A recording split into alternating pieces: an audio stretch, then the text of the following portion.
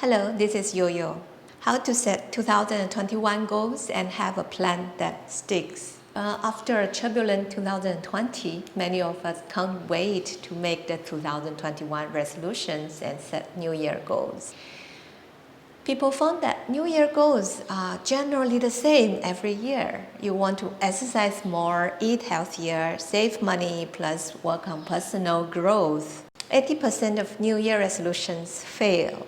That's why the same goals keep coming back to us. So a lot of people have studied this topic, right? And many of us have learned about SMART goals. SMART goals mean specific, measurable, attainable, relevant, time-sensitive.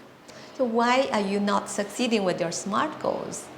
Because there are many other things that we need to work on. First of all, we have to decide which goals deserve to be on that list. Because not every goal does, right? A lot of times, if it's good to have as a goal, you will never work hard enough for it to happen. And also, when you actually have a long list, right? Let's say if you have a list of 5 goals versus you only have 1 goal, it's much easier for you to focus on just having 1 goal so that you have a very clear mind, you are very focused, and you get things done. You have a much higher chance of succeeding.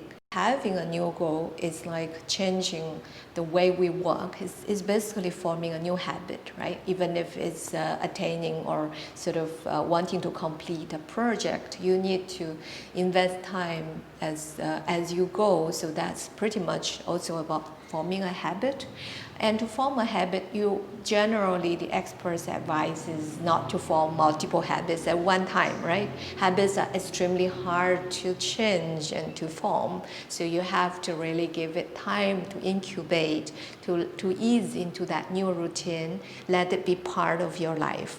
So usually it takes 21 days of continuous effort for one habit to become a habit that is sustainable. So what you can actually do is that maybe you can have multiple goals, but you need to phase them out. That at each point of time, you incubate just 1 goal, and once or after this has become part of your life and really settled in, then you can think of sort of starting to incubate the other goal. Don't forget to subscribe. If you are already a subscriber, please do give the video a like. It means a lot to me to continue with this channel. Please also reply with comments if you wish to see new topics addressed here, or if you simply want to tell me that it works. One common barrier is guilt. So of course, in most cases that we want to change is because we are not happy with the state we are in, or we think it could be better. But in some cases, we are really so unhappy with the state we are in, and we feel guilty, right?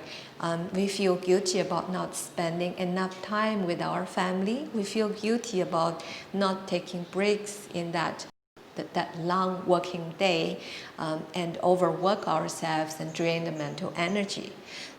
Then in such case, whenever we think of taking action, it actually reminds us how unhappy we are. Then the natural reaction is we want to go into a bit of an avoidance behavior. We will start to just browse the phone, or we just kill time, or we watch Netflix, and then when we come back to the real world, we pretend that this never happened, and then we don't think of the state we are in that we are unhappy with. So with all these things, it's very hard to actually initiate change because we are avoiding it, right? So how it can help us is, so we can use positive psychology here to help us to basically by thinking of, let's say now I'm going to run because I'm imagining a lighter myself, a healthier myself. And as time goes by, after say 21 days, usually you will start to see some changes. For some people, there are a lot of changes even within 21 days. And that positive feedback will start to get things going. But till then, you need a bit of positive psychology and mental visualization to help you to get started and get moving. One method I have tried is to erect a really high barrier. When I say erecting a high barrier, I'm not saying an overly ambitious goal, but it's a means for us to not escape from what we have committed to.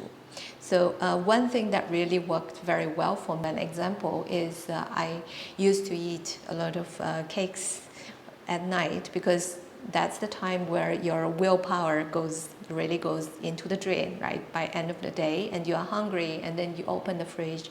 There are only these sweet things in the cake, in the fridge, right? So I used to eat I eat one, and then I'm like, I should eat another one because I'm not feeling full yet. So in the end, as a result, I used to eat multiple cakes every day, right? And you can imagine what happened to me during that period. And I was not happy with that.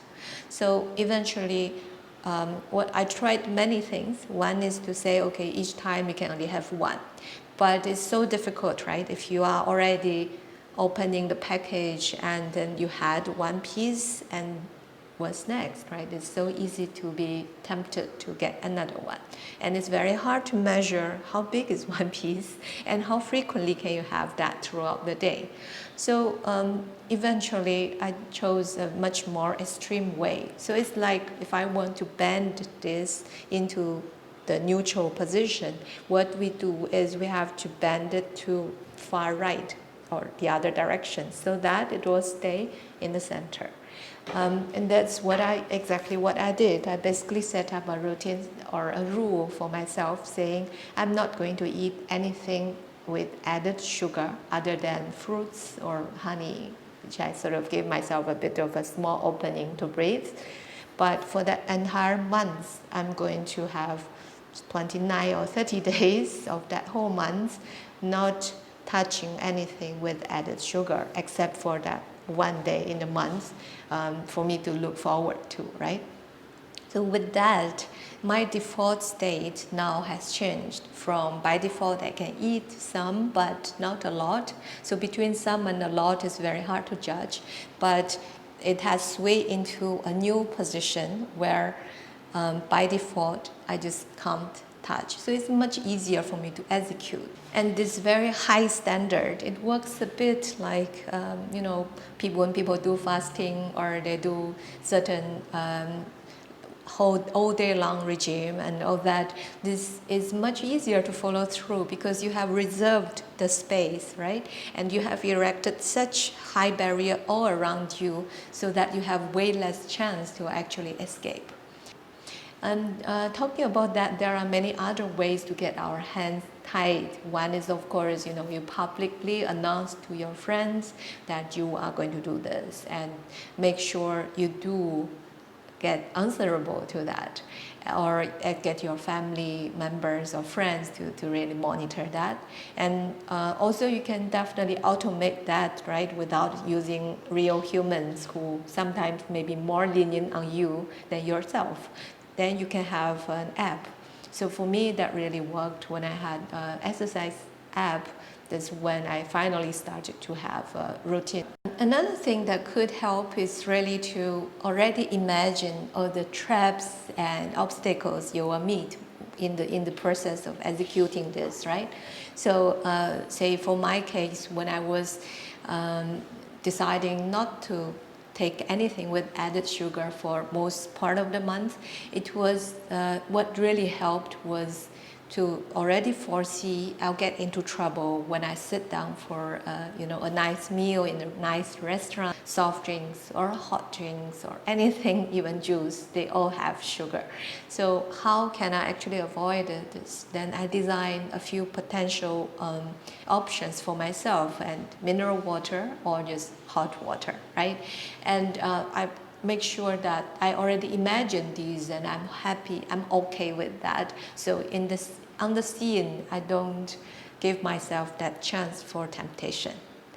And a similar thing could apply to, say, in the morning, Usually I've decided, okay, it's very hard to do exercise in the evening because you have a lot of things to do in the day, and by then your willpower is really low.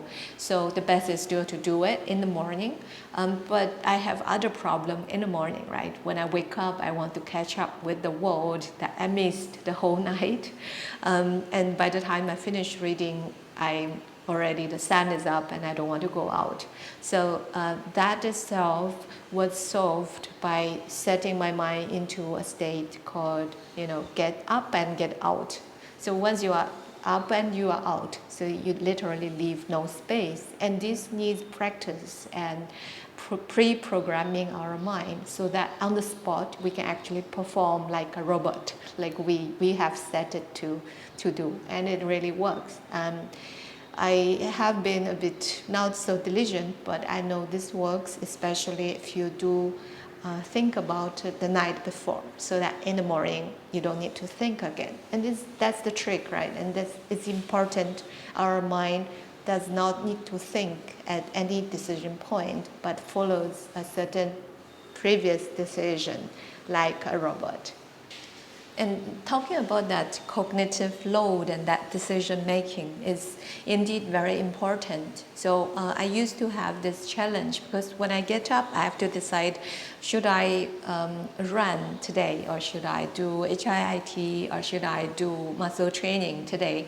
And with all these things, because I wanted to sort of have a diversity, and I was finding it very boring to do just one type. But in the morning, if I have to make that decision, it would take me a lot of time, and then by the time I decided, I might become too lazy or got tempted into my phone and then didn't exercise at all. So what helped was that then I have a plan, right? I'd say, okay, Monday I'm going to do this, Tuesday do that, so that when I wake up, I can quickly catch up on what I have decided to do for the day without making the mind do that work at that point of time.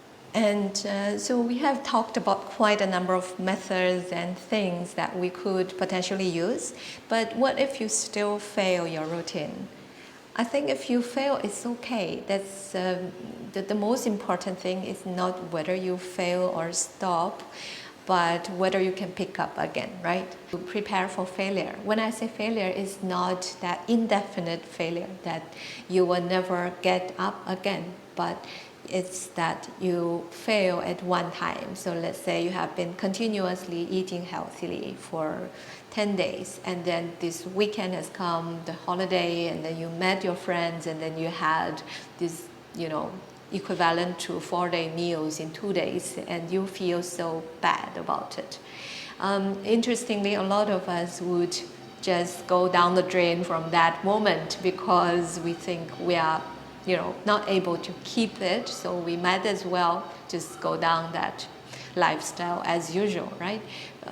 You need to remind yourself at that point and say, it's okay, once in a while I might fail it.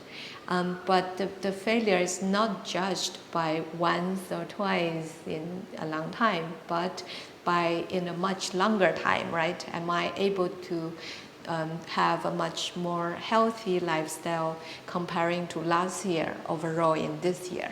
And in this whole year, if I fail it a few times, it's okay. Don't worry, tomorrow is another decade. And what's important is after that, hugely eating weekend, and then a few days of not very disciplined eating, you can one day get up and say, okay, on Wednesday onwards, I'm going to start it again. And then yes, another day you may fail, and then you go up again. And when you look back, 2021 goals were still being fulfilled, and you live 2021 closer to your ideal life comparing to the past few years. I wish you happy holidays and happy new year, and have a plan that sticks.